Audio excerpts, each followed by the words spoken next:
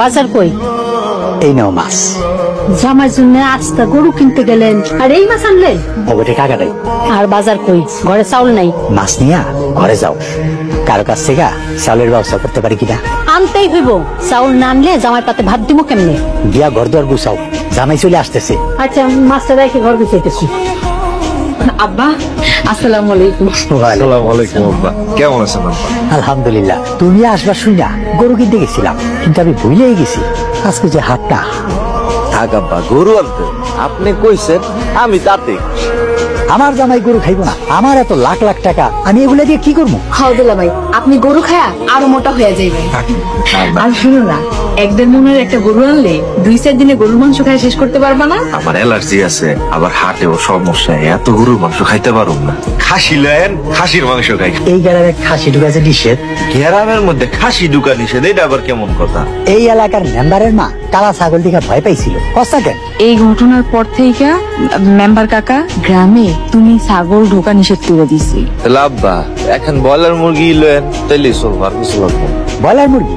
আমার জামাই খেবো ব্রয়লার মুরগি? এটা তো আমি মারতেই পারতাছি না। তুমি দুলাভাইয়ের লেগা ইলিশ মাছ নিয়ে আইসো। ইলিশ মাছ লয়েন, যদিও আমার অ্যালার্জি, তবে ইলিশ মাছটা আমার খুব পছন্দের একখান খাওয়া। আমি তাহলে বাজারে যাই, জামাইটা নিয়ে ঘরে যা। তুমি আমার মান সম্মানটা রক্ষা করো। আম্মা আসসালামু আলাইকুম আম্মা। ওয়ালাইকুম আসসালাম। কেমন আছো বাবা?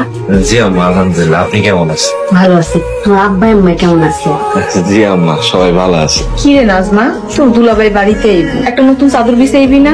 আর করো না, মাঝে মাঝে ইনকাম ট্যাক্সের লোক বাড়িতে আসে, আব্বার যে টাকা আছে তা বুঝতে না দেওয়ার লেগা পুরাতন চাদর বিছাই রাখি। জামাই বাবাজি বড় বিল্ডিং দেওয়ার পরে আলিশান খাট কিনুন, তারপরে চাদর টাদর সুন্দর বিছানো, দেখো না ভাঙ্গা চুরা খাট। আপনারা কোনো টেনশনই নেই, আমি এখানে ঘুমাইতে পারবো। তাইলে তুমি বিশ্রাম করো, আমি একটু রান্না করে যাই। কাশেম ভাই, আমার 1000 টাকা দাও। আমি কোনো টাকা পয়সা দিতে পারবো না। লাভেই নিও, তারপরেও দাও না। এর আগে লাভের কথা কইয়া তুমি আমার থেকে 50,000 টাকা নিছো, সেইটা কইছো তুমি আমার অনবন্ধ ফেরত দাও নাই। দিয়া দিব কাশেম ভাই, মায়াটারে বিয়া দিয়া খুব ফাঁসাতে পড়ছি। এত বড় লোক ঘরে তুমি মাইয়া বিয়া দিছো কে? তখন মনে আসিল না? সবাই তো চায় ভালো করে বিয়া শাদী হোক। ভালো করে বিয়া দিছো, অন ঠেলা সামলাও। টাকাটা দাও না, বাজার করবো। ঘরে জামাই আইছি। কইলাম তো আমি একটা টাকাও তোমার দিতে পারবো না। তোমার হাত দুটা কইতাছে, আমার 1000 টাকা দাও। আমি কোনো টাকা দিতে পারবো না। পাঁচতলা বাড়িটা কবে বানাইবো কত? আর কিছুদিন পরেই বানাইবো। এখন কাম ধরে এলে ভালো হতো না? এখন তো বর্ষাকাল, এটার দাম বেশি। কত আর বেশি ওইটার দাম? 1000 ইটে 2000 টাকা বেশি হলে 50,000 ইট লাগবে, 1 লাখ টাকা বেশি আর কি। এখন মিস্ত্রিও ঠিক মতো পাওয়া যায় না। সেদিন যে বাড়ির কামের লেগে একটা লোক আইছিল, এবারের পরে কি হলো?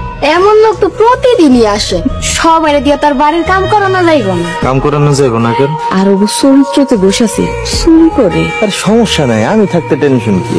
কাম কাজ করা দিয়ে গেলাম, সমস্যা নেই তো। আপনি হচ্ছেন জামাই মানুষ, আপনি কাম করবেন কেন? আমি আব্বারে কামে সাহায্য করি। আব্বাই তো জীবনও তোমার দিয়ে কোনো কাম করাইবো না। একমাত্র জামাই আপনি,